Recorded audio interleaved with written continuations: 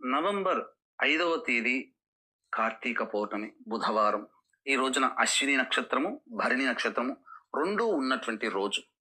ఈ రోజున సూర్యోదయానికంటే ముందే నిద్రలేచి కాలకృత్యాదులు తీర్చుకొని శివుడికి అభిషేకము లేదా శివుడికి అర్చన లేదా శివ సహస్రనామ పారాయణము, తులసి చెట్టు దగ్గర ఆవు నేతితో దీపారాధన చేసి విష్ణు సహస్రనామ పారాయణం చేసి శివాలయానికి చేరుకొని అర్చనాది కార్యక్రమాలను జరుపుకోవాలి.